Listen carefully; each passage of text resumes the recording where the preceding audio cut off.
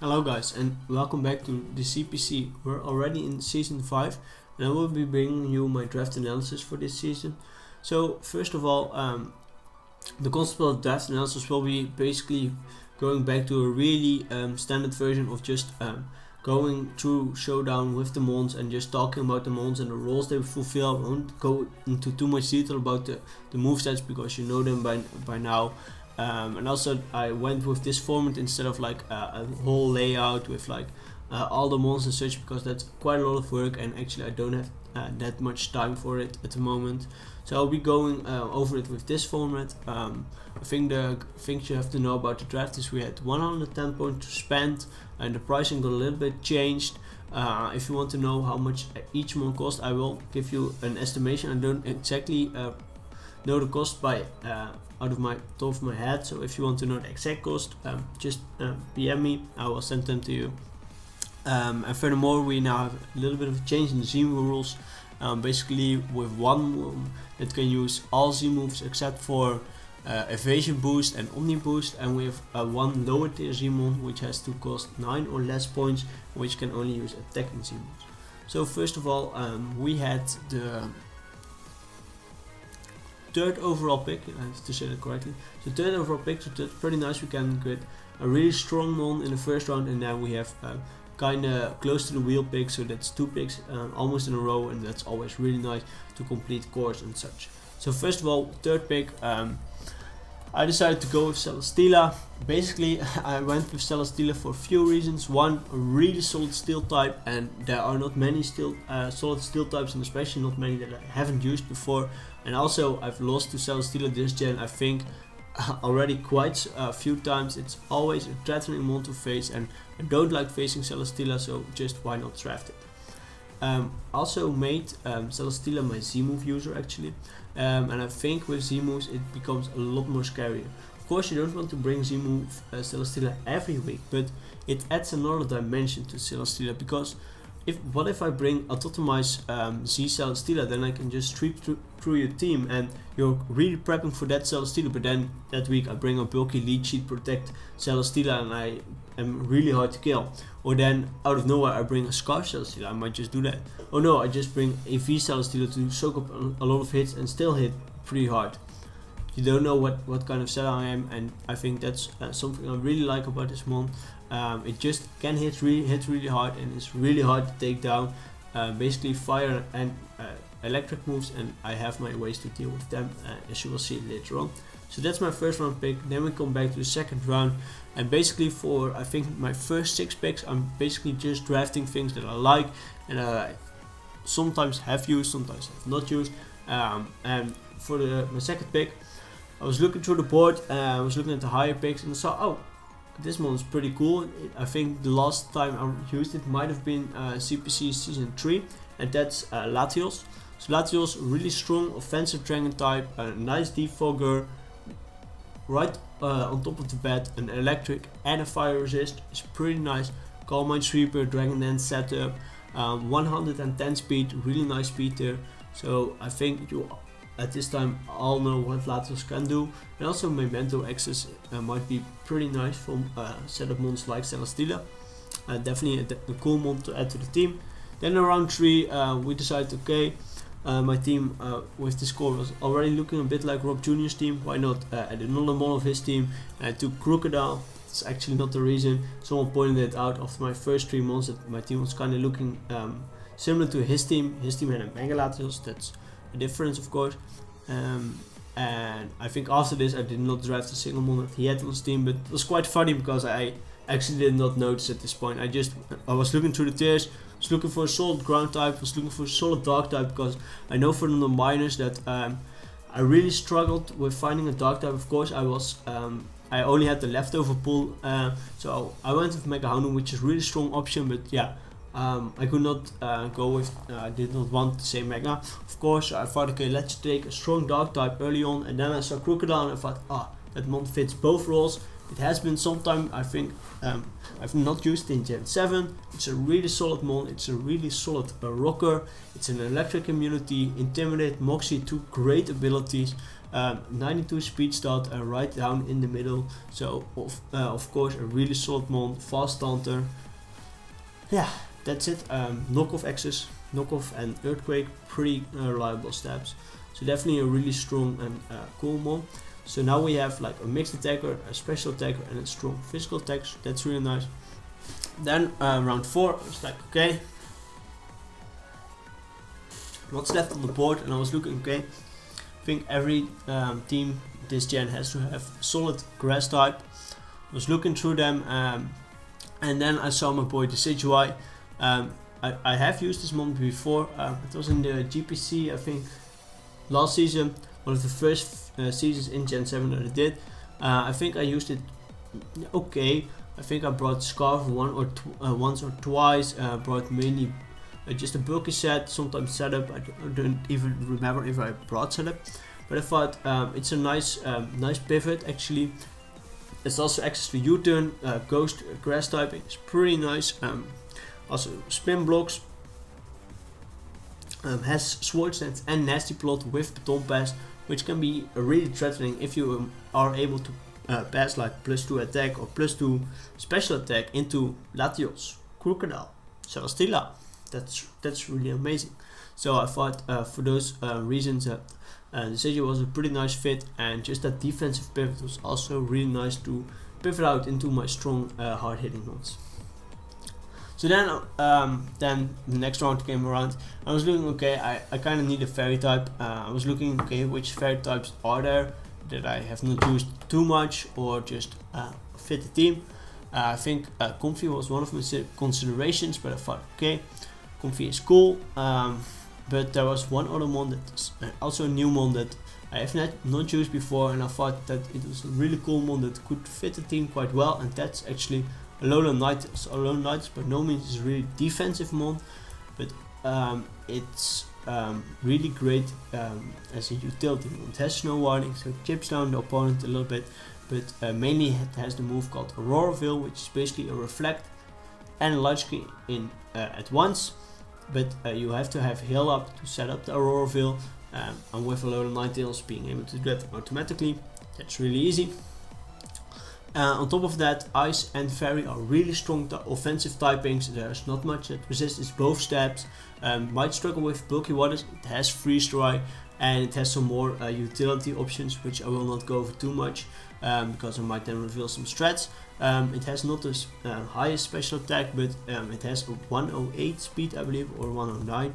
109 even, so it has a really nice speed stat, which really benefits my team also. And basically with Auroraville access, this mon is a really great mon for the support mons like Celesteela, Latios, and some of my mons you'll see later on. So now we came into round 6, and I was like looking at the board, and I saw, I think just after I picked Alolan Knights already, there are 2 mons left that could really fit my team if they last, and I did not expect both of them to last actually, but both of them lasted, and I had to choose. And I was like, okay, in the end I decided not to go with Nihilego.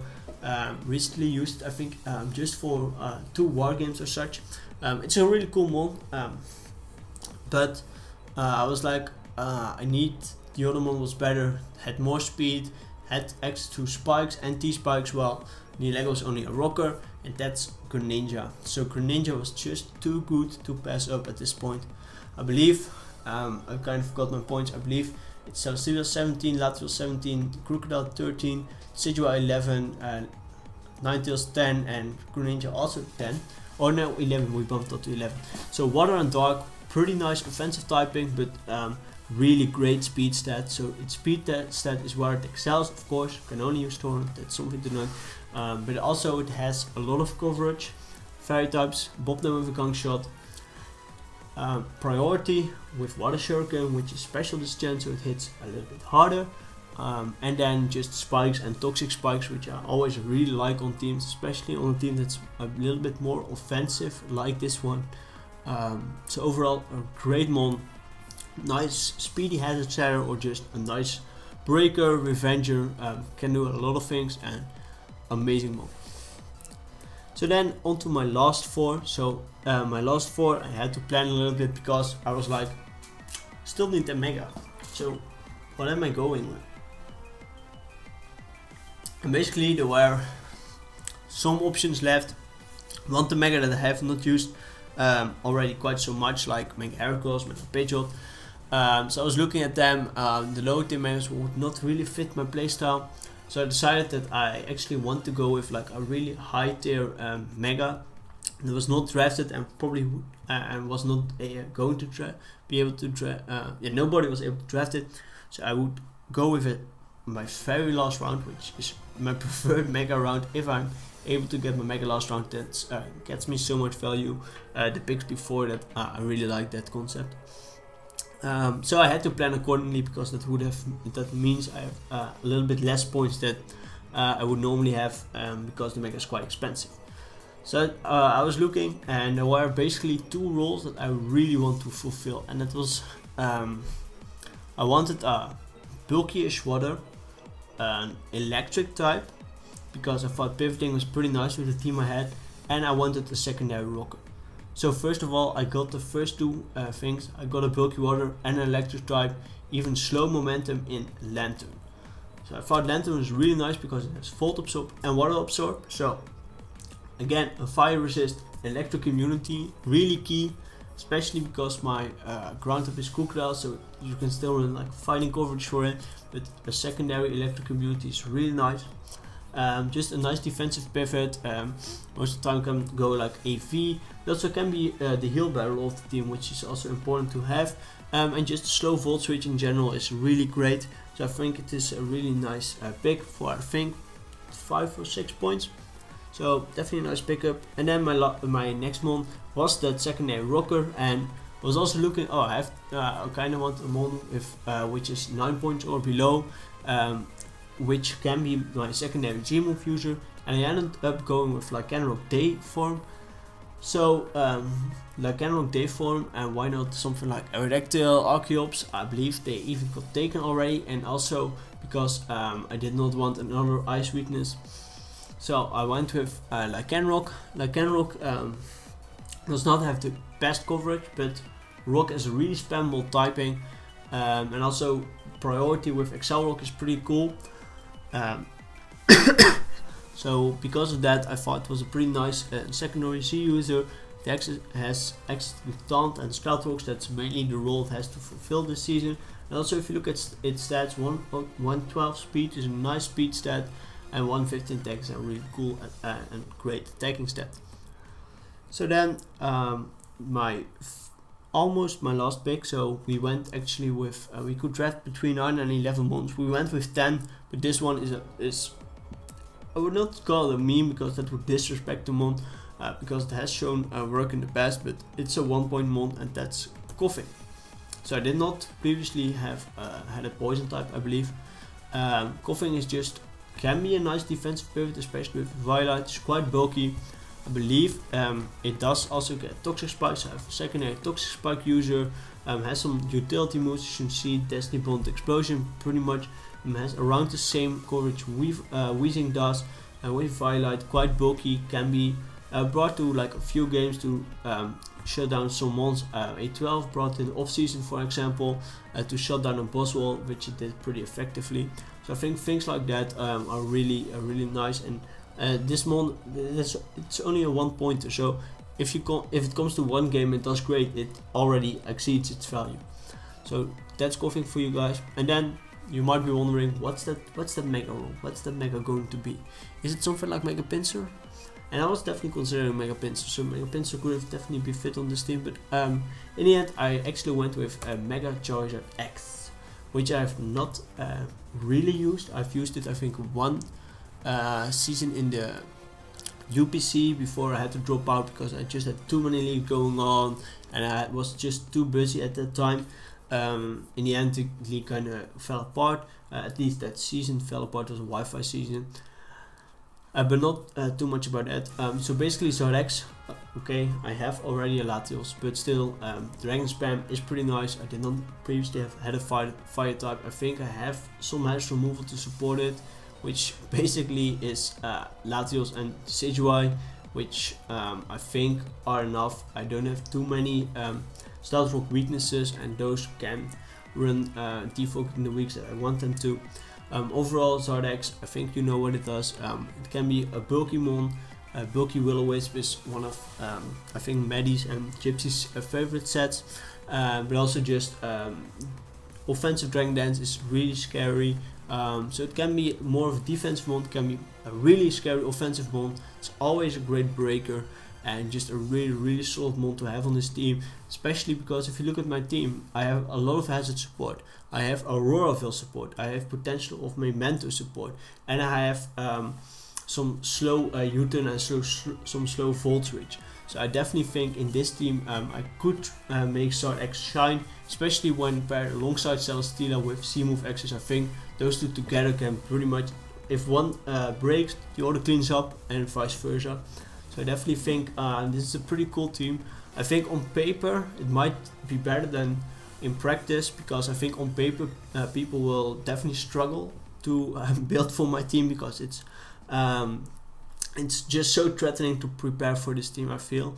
Of course I might struggle a little bit, because what I'm used to is most of the time I'm building with like 2-3 mons that do really well against my opponent, 1-2 mons that just are like the glue, and then most of the time around 2 mons that are like checks or just great answers to certain threats of my opponent. But I think with this team I might have to restructure it a little bit and just go more of like the offensive route with like a failsafe or 1 or 2, and just go like hazards, and then we spam a lot of offense. So definitely I think we have to get adjusted to this team. So I think we might start off pretty rough, but I think this team has the capabilities of finishing really strong. So that's what we're aiming for. We're starting off with going for the playoffs, because we could not make them last season, and once we get into playoffs we're aiming to go beat them all. That's it for me, guys. Keep posted. The first week will be up, I think the 26th of September. No, 25th of September will be week 1 up, so definitely I am hyped for that one. We're playing King Damos, one of the new promotions this season, so definitely hyped for that one. I will see you later.